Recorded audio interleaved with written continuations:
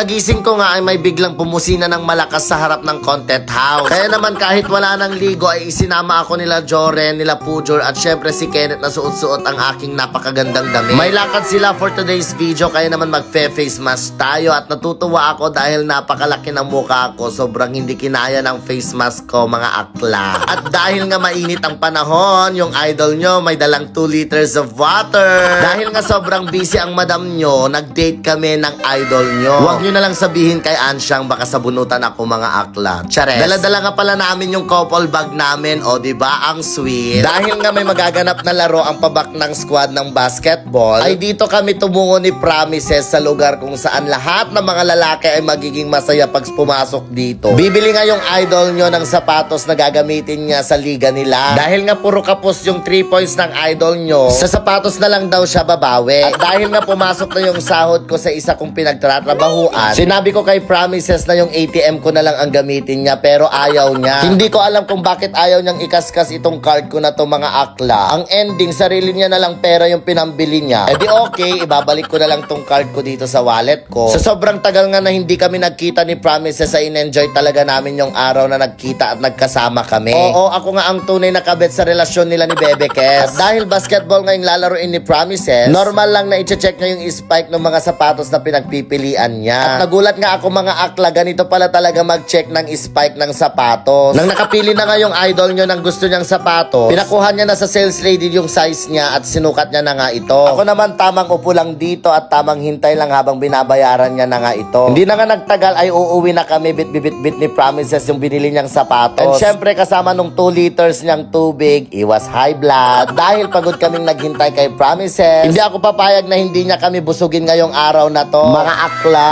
in order ko talaga yung mga hindi makakain ni Joren para talagang ako lang yung kakain. Alam nyo na, yung mga bawal na pagkain pag mataas ang dugo. Iinisin talaga natin siya for today's video. Magbubudel tayo mga akla at ito yung mga gustong gusto ko.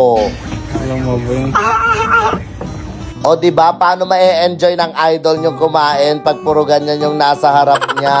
Ang ending, kawawa tuloy siya. Tamang okra lang, nagsasawsaw sa talong, o ganyan, tapos subo-subo, nag-e-enjoy na siya dyan. Samantalang kami mga akla, enjoy na enjoy ang madam nyo.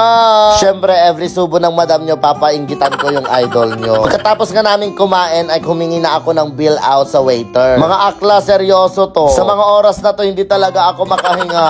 Basta kasi may pagkain pa sa harap ko, kain lang ako ng kain. Tapos ito namang si Pujol ay sinupot pa yung mga hindi namin nakain. Tama nga naman, sayang talaga. Mukhang sanay na sanay talaga si Pujol sa gawain na ganito. Talagang inalis pa talaga yung buntot ng bangus.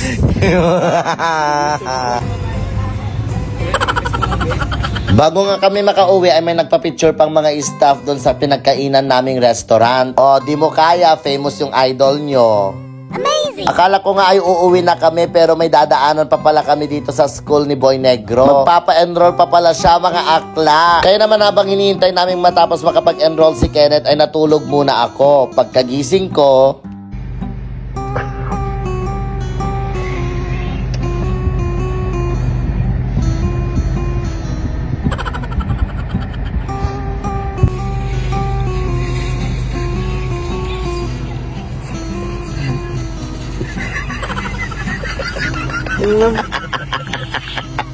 bago nga kami umuwi ay nagutom ulit ang mga akla kaya naman bumili kami ng napakamahal na ice cream. Okay lang yan, hindi mo naman makakain yung pera, no?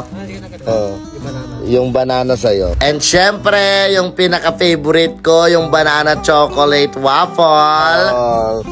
Subuhan natin. Waffle, O, diba? Mas sweet talaga kami kesa sa kanila ni Bebe Kes. After nga namin bumili ay dumiretso na kami umuwi. Kaya maraming salamat sa lahat ng mga nanood. Bye!